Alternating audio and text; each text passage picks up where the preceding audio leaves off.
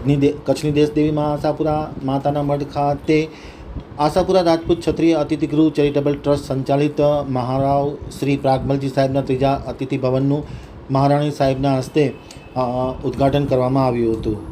હવે જોઈએ લખપત આમતક ન્યૂઝ બ્યુરોનો એક વિસ્તૃત અહેવાલ. દેશદેવી આઈ શ્રી આશાપુરામાં બિરાજમાન છે તેવા કચ્છના માતાના મઢ ખાતે આશાપુરા રાજપૂત ક્ષત્રિય અતિથિગૃહ ચેરિટેબલ ટ્રસ્ટ માતાના મઢ સંચાલિત સ્વર્ગસ્થ મહારાવ શ્રી પ્રાગમલજી સાહેબ ત્રીજાના અતિથિ ભવનનું મહારાણી પ્રીતિદેવી સાહેબા ઓફ કચ્છના અધ્યક્ષ સ્થાને અને વરદ હસ્તે તેમના હસ્તે કરવામાં આવ્યું હતું. આ પ્રસંગે યોજાયેલા કાર્યક્રમમાં સાધુ સંતો ઉપસ્થિત હતા અને આશીર્વચન સાથે કાર્યક્રમ યોજવામાં આવ્યો હતો.